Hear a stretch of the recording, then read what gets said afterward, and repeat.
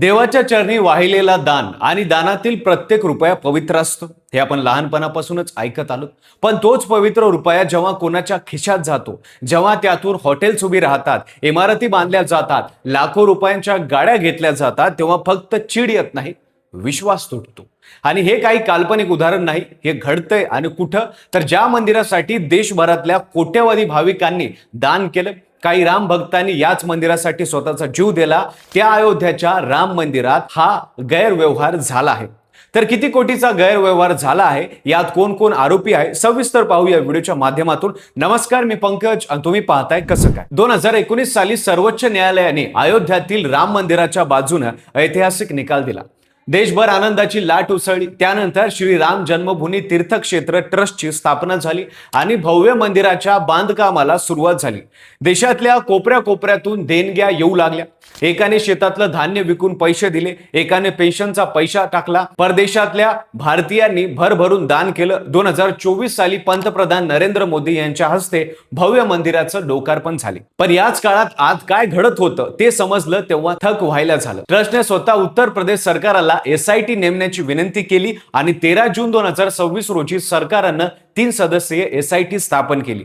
लखनौचे विभागीय आयुक्त डॉक्टर विजय विश्वास पंत यांच्या नेतृत्वाखाली ही SIT काम करू लागली आणि तिने 150 जणांचे जबाब नोंदवले, कागदपत्रे तपासली आणि एक धक्कादायक प्राथमिक अहवाल सादर केला. राम मंदिरात महिन्याला तब्बल 35 ते 40 लाख भाविक येतात. दिवसाला दानपेटीत सरासरी 8 ते 10 लाख रुपये जमा होतात.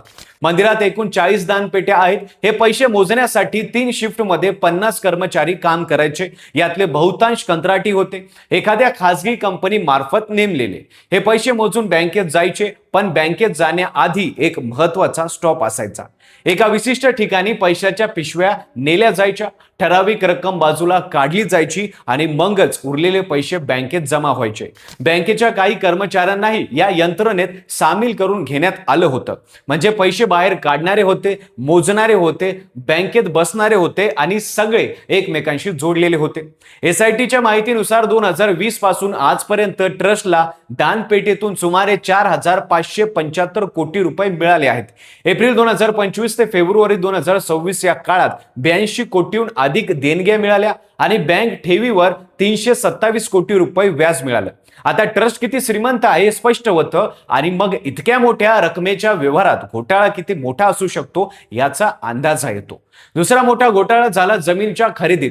ट्रस्टने मंदिराच्या आसपासच्या 500 मीटर ते 3 किलोमीटर परिसरातील जमिनी खरेदी करण्याचे धोरण ठरवले होते. यामध्ये एक फसवी पद्धत वापरली जायची. आधी ट्रस्टशी संबंधित एखादा व्यक्ती स्वस्त दरात जमीन खरेदी करायचा, मग अगदी काही मिनिटात ट्रस्ट त्या जमिनीची 10 ते 20 पट जास्त किंमत देऊन खरेदी करायचा. म्हणजे पैसे बाहेर गेले आणि नफा जवळच्या माणसाला मिळाला. एक उदाहरण सांगायचं तर 2021 साली कुसुम पाठक यांची 3 एकर जमीन सुलतान अन्सारी आणि रवी मोहन यांनी 2 कोटीत खरेदी केली. अवघ्या 10 मिनिटात तीच जमीन ट्रस्टने 6.5 कोटीनं विकत घेतली. 10 मिनिटात 4.5 कोटीचा नफा. असे व्यवहार एकदा नाही, वारंवार झाले. या पलीकडे अनेक मार्गांनी पैसे बुडवले गेले. मंदिरात दान म्हणून येणारे सोने, चांदी आणि रत्नांचा नीट हिशोब ठेवला जात नव्हता.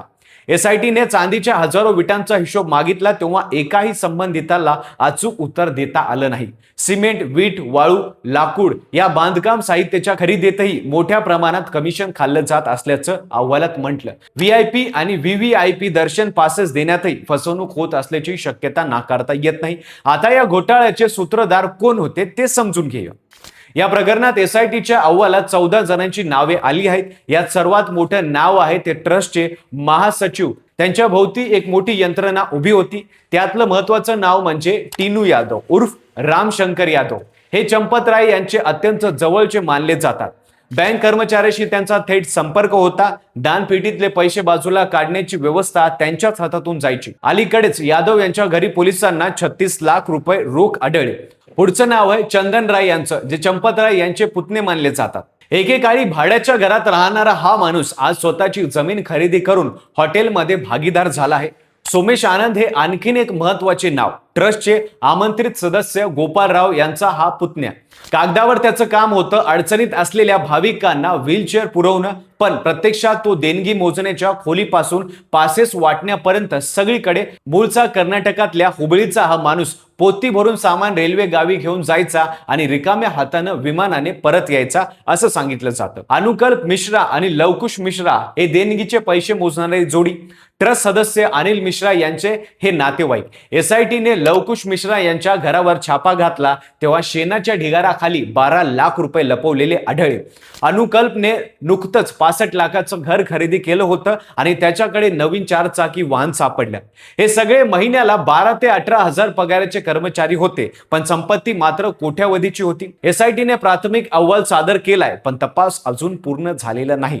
तपास करताना अनेक अडचणी येत आहेत. सीसीटीव्ही फुटेज तपासायला गेलं तर 45 दिवसापूर्वीची रेकॉर्डिंग डिलीट केलेली आढळते. म्हणजे पुरावे नष्ट करण्याचाही प्रयत्न झाला असण्याची शक्यता नाकारता येत नाही.